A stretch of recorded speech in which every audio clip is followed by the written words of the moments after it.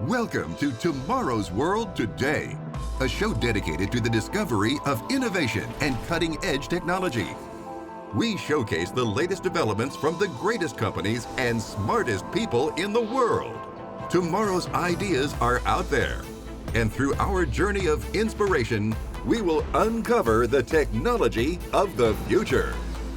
This is Inventionland World Headquarters. Here now is George Davison. For over a century, our world has been reliant on petroleum and fossil fuel-based products.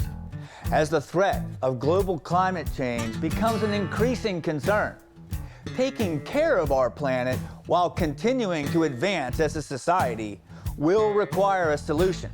There is a world of potential to be unlocked right at the surface of the Earth. From plant-based fuel to power our vehicles to natural sanitizing products. Organic materials like corn can be used to create ethanol and other bio-based products, which opens a world of possibilities to substitute fossil fuels with a natural, renewable alternative. And that creates a better world. I'm curious about a company called POET, a renewable energy pioneer at the forefront of developing bio-based solutions to some of the world's most pressing problems. It was founded by a man named Jeff Broin. He's an innovator, an entrepreneur, and an agriculturalist who's been leading the way in biofuels and bioproducts for over 30 years. I'm sending Darius to Scotland, not the country, the small town in South Dakota, to explore what Jeff and POET are doing now, how they got there, and their vision for the future.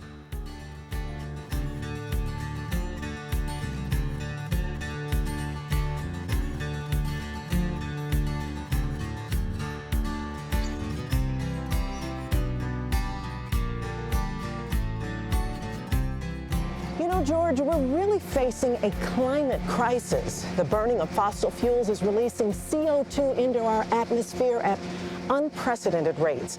We need solutions now to preserve the planet for the future. There are some readily available options in place today that can help to get us and our planet back in sync with nature and replace the toxic chemicals found in fossil fuels. I'm here just outside the POET ethanol plant in Scotland, South Dakota. I'm going to do a deep dive into the story of this company and how and why they got started and how they became pioneers in the production of biofuel and developing bio-based products. And I'd really like to understand the process of turning plants into fuel. And there's no better person to learn all of this from than POET's founder and CEO, Jeff Broin. I'm headed in to meet him right now. Hey, Jeff. Darius, glad to have you with us. Oh, it's good to be here at POET, where it all began, 30 years ago? Tell me more. Well, to be honest, this is the plant where we started POET in 1987. Before that, we had a plant on my father's farm where we learned a little bit about making ethanol while he was trying to use up some of the surplus grain our country had at that time.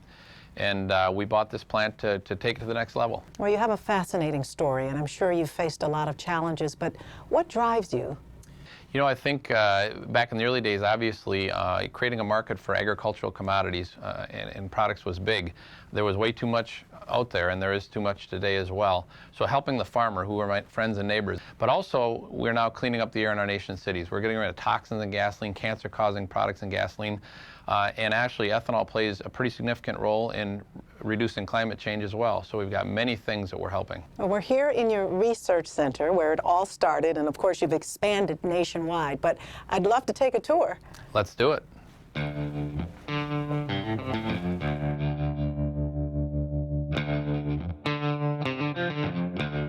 So, Jeff, what happens here? Basically, this is the plant where we do all of the research and development and develop new products and processes for other 27 biorefineries scattered throughout the Midwest. Tell me a little bit more about some of the products you produce. Well, the main product is ethanol, and that can go into the gas tank, so a lot of it's used as fuel. It's a very clean, green fuel, high octane, and great for your car. Also, ethanol can be used in hand sanitizers. It can be used in cosmetics and other products as well. Wow, so how do consumers get and use your products? Consumers can purchase ethanol right at the pump at their local gas station. Almost all the gasoline in America has ethanol in it, but also we have a new product called E15 or unleaded 88 that allows them to use even more green fuel that's better for climate change.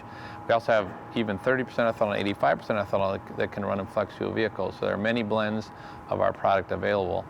In addition, we have, again, consumer products that are in hand sanitizers and other products out there that can be used in other third-party products, like it may be in your pop, it may be in your beer, so it may be in other products that you use. Fascinating. Can you take me to where the ethanol is loaded?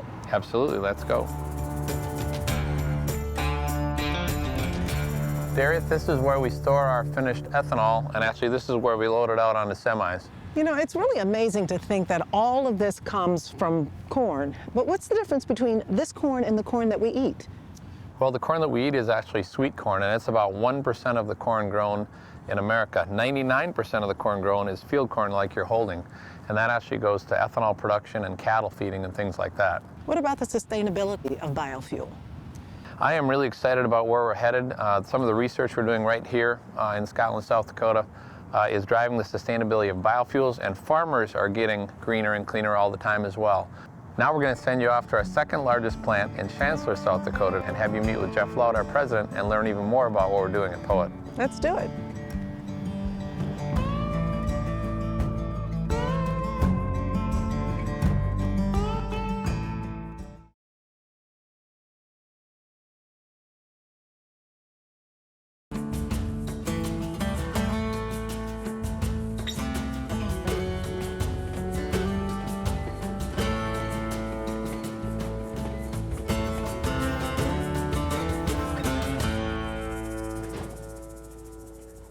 Hey, Jeff. Darius, welcome to POET and Chancellor. Oh, so good to be here. I'm really excited about getting a tour of your second largest plant in the POET family. Well, we're really excited to give you that tour. Should we get started? Let's do it. Okay.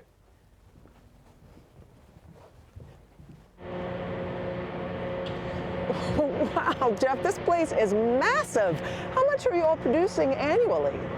Well, of the 2 billion gallons of fuel ethanol that we produce across our system and 10 billion pounds of feed and co-products, right here in Chancellor, we're producing 120 million gallons of fuel ethanol and 600 million pounds of feed and co-products. And I assume these are filled with corn. They are about 4 million bushels, which gives us about 30 days of capacity for processing. And where are you getting the corn from? It all comes local, within about 30 miles from farmers in the area. Oh, great. Can we take a look inside the plant? Let's do that. Now, there's a lot to this process. I, of course, have seen where the corn comes in and where it's being held, but what happens in here? So we grind the corn into a flour, and then we slurry it up, and then we put it into one of many fermentation tanks, which is the beginning of the critical part of our process. What happens with fermentation? We use a patented no-cook process. We're the only ones in the world to do it. So we mix with the corn and the water some proprietary enzymes and yeast, and then after about 3 days, we'll have a batch of ethanol and other co-products that we'll refine in other areas of the plant. I talked a little bit with Jeff Broin about your sustainability practices. How does that tie into what happens here? Right, well, obviously it takes energy to produce these products, but here at Chancellor, we actually create a lot of our own energy right on site. So I'd like to take you to that part of the plant and show you where we do that. Great. So this is the beginning of the energy center here at Chancellor.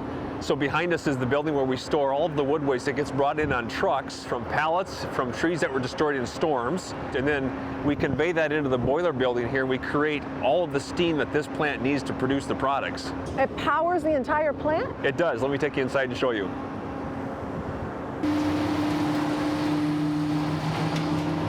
You can see through this sight glass the wood that we're burning, which then will create the steam to power the plant.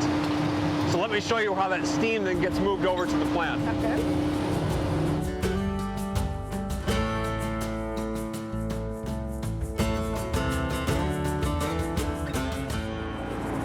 So this pipe here is another part of our sustainable energy here at Chancellor. It actually brings in methane gas from the Sioux Falls landfill 11 miles away, and we pipe that into our dryers, which helps us reduce our natural gas. And then overhead are the pipes that transfer the steam from the boiler building here over into the turbine area.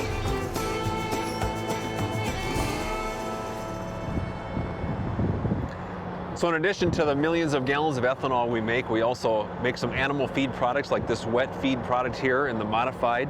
We also produce a dried Dakota Gold product which gets shipped out via truck and rail.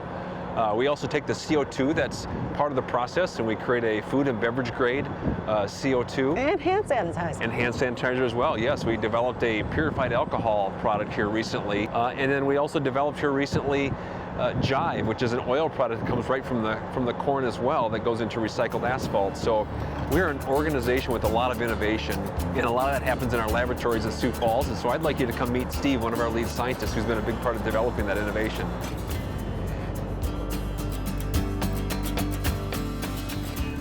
Hi, Steve. Darius, how are you? How are you doing? Welcome to Poet Research Lab. Oh, good to be here. So what is this and what are you doing? Yeah, that's a great question. This is our small-scale research experimental setup where we research the impact of different inputs on our production process. Here we're testing new enzymes in yeast and their ability to produce ethanol at a faster rate, higher concentrations, lower costs. And we're also measuring the amount of CO2 produced by the yeast. And CO2 production in ethanol is very important because it's a closed loop. The amount of CO2 we produce every year is reutilizable by the plants the following year to produce the next crop of corn. So what's the next process? The next scale up. Come on, I'll show you. Darius, here we have scale up.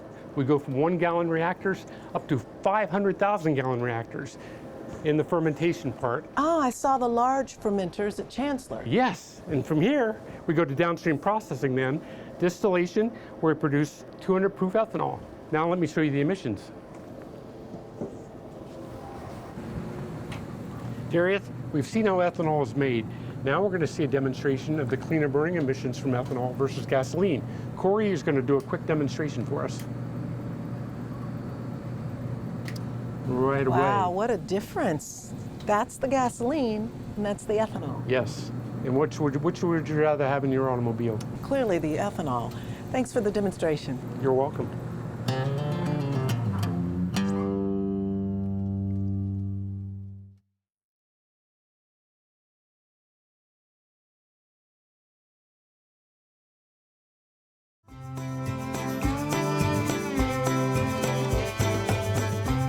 Hey, Bart. Hey, Darius. How are you doing today? I'm doing great, thank you. So tell me what's in these jars and how this demonstrates the process of you making ethanol. Yeah, you bet. So these jars are a really good representation of what we do here at the facility in Chancellor, South Dakota. Everything we do starts with corn.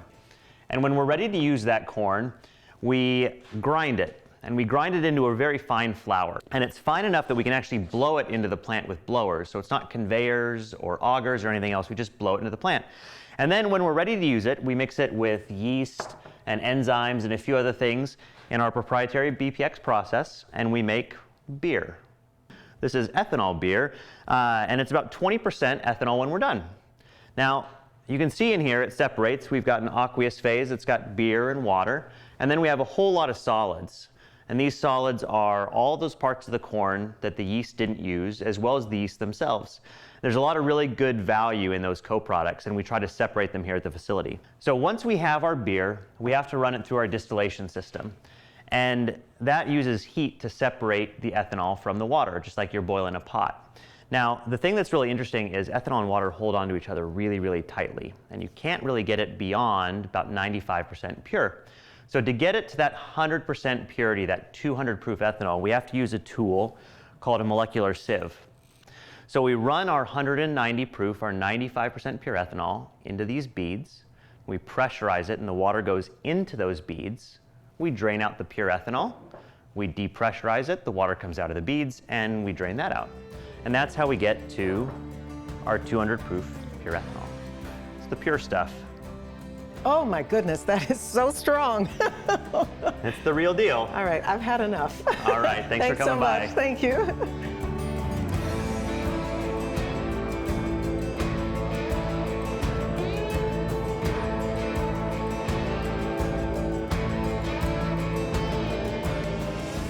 Hello, and welcome to Poet. We're going to talk about a vision for biofuels. The biofuels industry has seen significant growth over the past 30 years.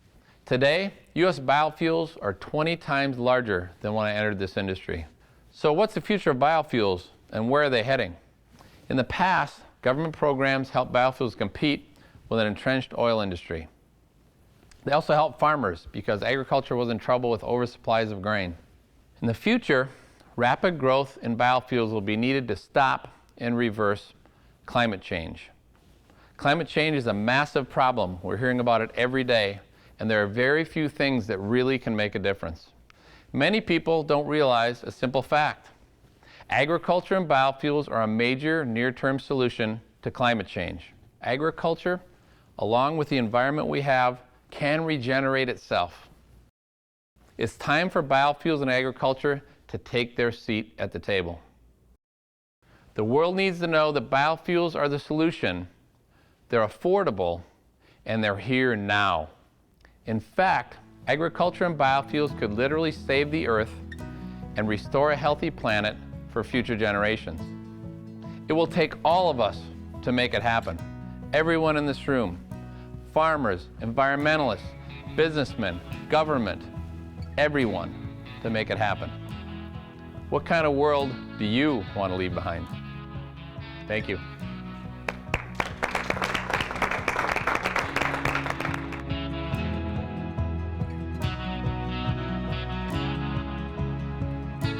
It's a little known fact that agriculture is perhaps the only near-term major solution to climate change that can make a big difference.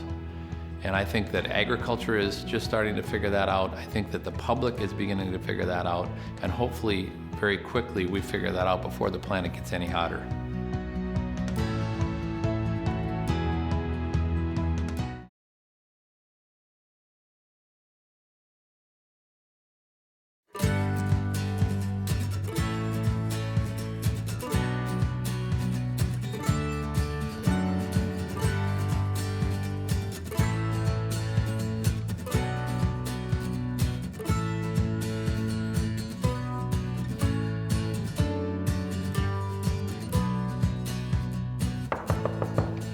Darius, come on in and grab a chair.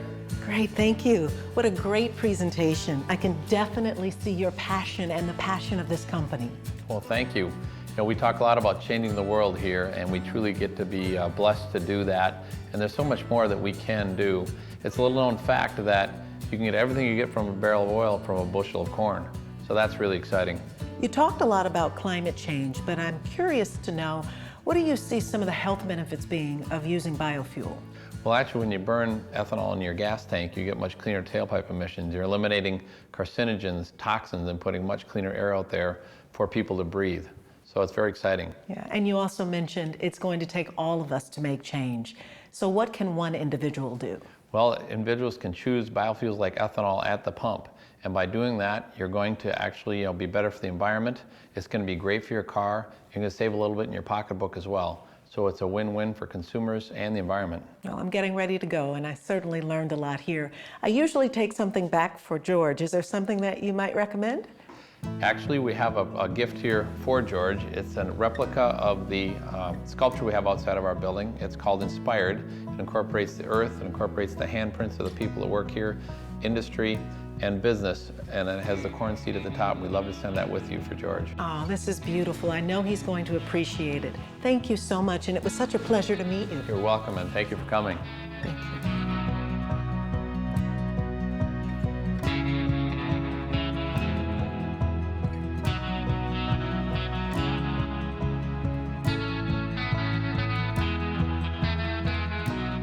Hey, George. Hey, Darius, so tell me, what have you been learning about biofuels in the future? It's been amazing. What's being done with ethanol biofuel and bioproducts has immense possibilities for the future. I started this story, as you know, in Scotland, South Dakota, where I met with Jeff Broin and learned how he began as the pioneer of renewable energy bioprocessing. I visited 3 different POET facilities, and I found out that it's not just about fuels from ethanol. There is a world of other useful applications that are making a difference in so many areas, from helping to protect and preserve highways to hand sanitizer. I learned about all the research and science that's being put into bringing about a greener economy and how ethanol and other renewable fuels can be a big part of getting the world to a much more sustainable and responsible place. I even took a tour of Poet's research lab, and I saw a demonstration of burning gasoline versus ethanol. And boy, what a visual difference. I now know what's going in my gas tank. As always, George, I secured something special for you, and I know you're going to appreciate it because it represents how, when we collaborate and use the natural resources in our environment, we can make this world a healthier and more sustainable place to live. I'll see you soon, George. Bye, Darius.